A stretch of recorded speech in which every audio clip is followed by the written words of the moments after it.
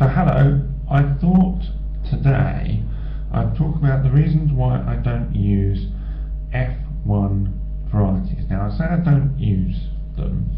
Actually, I will be using one F1 variety this year, and it's this one.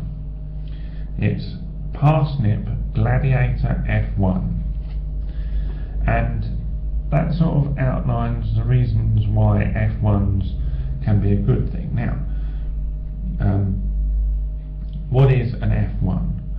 F1 means filial generation 1, and that means that the two parents of that variety are very different.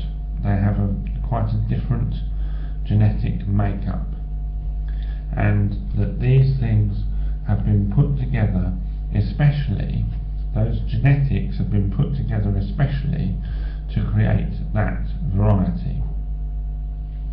Now that's what supermarkets sometimes have their farmers do, for example, because the farmers need to be able to harvest the crop all at once.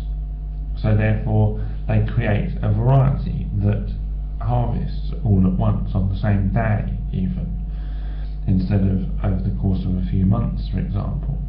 So there's that kind of uniformity, which can be very helpful to farmers. And that's why I've got this, because my history with parsnips is that 2 of them germinate, out of 100 or something like that. So I'm hoping that by picking Gladiator F1 this year that I'm getting an increased yield, because there'll be increased germination. Hopefully that will happen, it remains to be seen. But the thing about F1s is they carry these advantages. They carry the uniformity and things like that. They also carry some disadvantages. Personally, I don't want all my crops to grow at the same time. I want some of them to come slightly later than others sometimes. It's not helpful as a gardener to have a mass of things all in one go. That leads to gluts, doesn't it? And also, if you save the seed from an F1 variety, then next year it won't grow true. The plant that you get the next year will not be the same as the parent plant. So now we come to open pollination. If something is not an F1 or F2 variety, then it is open pollinated. Which means that, now you take parsnips for example, if I grew a non-F1 variety and I grew loads of parsnips and I left them in the ground for as long as possible and let them flower and set seed, which I think would take about 2 years from what I've heard, then when they flower, as long as there were no other flowers or vegetables around of the same species as the parsnip, then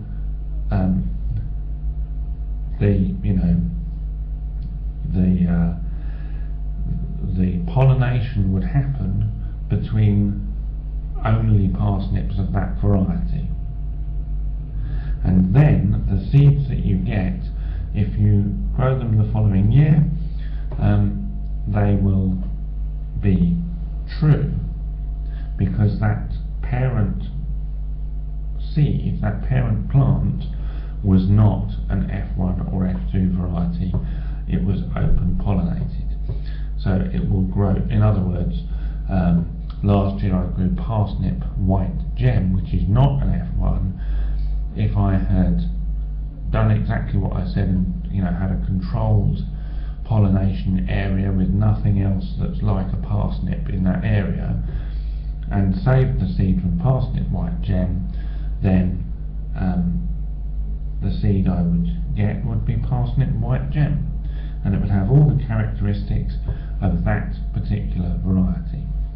Now, why is that important? It's important because when supermarkets get institutions or farmers to create F1 hybrids, they don't do it for flavour, and they don't even do it for nutrition, really. They do it for uniformity and how good the crop will look when it's on the shelf.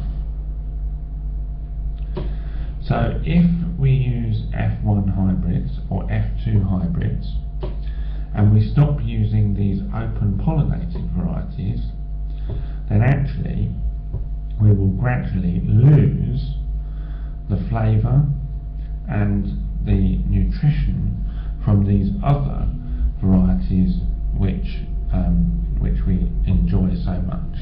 That's why people say things like tomatoes don't taste like tomatoes anymore, or carrots taste a bit, not really carroty anymore, because the supermarkets are using F1 hybrid varieties which have lost some of the flavour of the older varieties. So even though I will be using F1 parsnips this year, I don't think I'll be using F1 varieties in anything else, because I want to keep these open pollinated varieties and these types which have flavour in them. I want to keep them going and help to keep those varieties alive. Anyway, that's enough rambling from me.